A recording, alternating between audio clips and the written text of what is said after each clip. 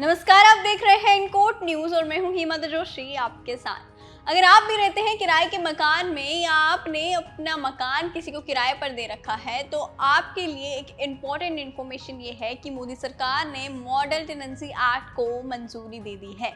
क्या है ये मॉडल टेनेंसी एक्ट? आज की चर्चा इसी पर। मॉडल टेनेंसी एक्ट का मसौदा अब स्टेट और यूनियन टेरिटरीज को भेजा जाएगा। इसे नया लॉ बनाकर प्रेजेंट किराएदार लॉ में अमेंडमेंट करके इम्प्लीमेंटेशन किया जा सकता है। प्राइम मिनिस्टर नरेंद्र मोदी की प्रीसीडिंग में हुई सेंट्रल कैबिनेट की मीटिंग में इस ड्राफ्ट को मंजूरी भी दे दी गई है। अब मॉडल टेनेंसी एक्ट के तहत जो भी एग्रीमेंट किराएदार और मकान मालिक के बीच में होगा उस एग्रीमेंट की जानकारी अब सीधे सीधे गवर्नमेंट को देनी होगी। अब इस नए ड्राफ्ट का मकसद क्या है, इसे समझिए। फाइनेंस मिनिस्टर निर्मला सीतारमण ने बजट में मॉडल टेनेंसी एक्ट लाने का अनाउंसमेंट किया था।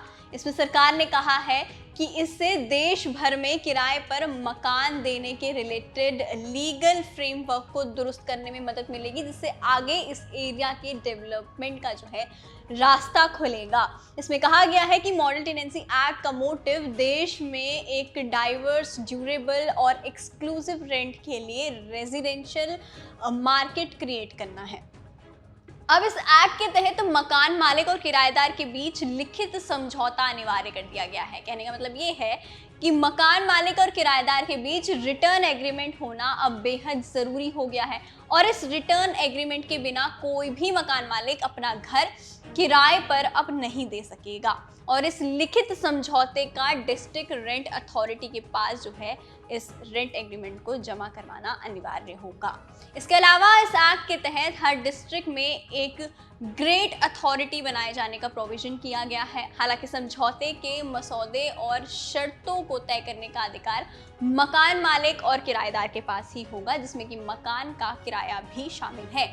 यानी कि सरकार आपके मकान का किराया तय नहीं करेगी, ये किराएदार और मकान मालिक का आपसी फैसला होगा। अब इस एक्ट के रूल्स एंड रेगुलेशंस क्या हैं, ये आपको समझा देते हैं, जिसमें कि सबसे पहला ये है कि मकान मालिक किराएदार से मैक्सिमम 2 महीने की सिक्योरिटी जमा करवा सकता है। हालांकि ये बात सिर्फ रिहायशी इलाकों के लिए ही मान्य है। इसके अलावा समझौता खत्म होने के बाद भी मकान खाली नहीं करने पर किराएदार को फाइन भरना होगा। इसके अलावा इस मॉडल एक्ट में एक ग्रीवेंस रिड्रेसल कमेटी भी बनाई जाएगी।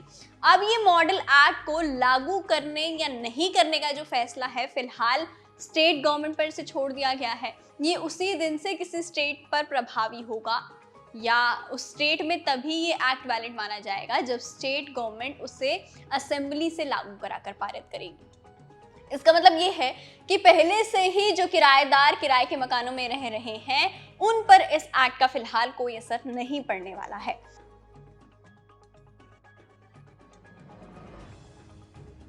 अब बात करते हैं कि इससे फायदा क्या होगा। मॉडल टेनेंसी एक्ट के लागू होने पर हर इनकम ग्रुप के लोगों के लिए इनफ नंबर में किराए के लिए रेजिडेंशियल यूनिट्स का स्टोर करने में मदद मिलेगी और बेघर होने की प्रॉब्लम का हल भी निकलेगा। इससे खाली पड़े घरों को किराए पर अवेलेबल कराया जा सकेगा और इसके अलावा हाउसिंग सेक्टर में प्राइवेट हिस्सेदारी बढ़ेगी। सरकार को उम्मीद है कि इसके जरिए टेनेंसी मार्केट को बिजनेस के फॉर्म में डेवलप करने में प्राइवेट पार्टनरशिप बढ़ेगी ताकि रिहायशी मकानों की भारी कमी को पूरा किया जा सके। मॉडल टेनेंसी एक्ट से रेजिडेंशियल रेंटल सिस्टम को इंस्टीट्यूशनल फॉर्म देने में कहीं ना कहीं मदद मिलेगी। मॉडल टेनेंसी एक्ट को आप किस तरीके से देखते हैं? आपको क्या लगता है कि इससे फायदा किसको मिलेगा और किसका होगा नुकसान? हमें कमेंट करके जरूर बताइएगा और इससे जुड़ा अगर कोई सवाल आपके मन में है तो वो सवाल भी आप कमेंट में छोड़ सकते हैं, क्योंकि हम देंगे आपके सवाल का जवाब।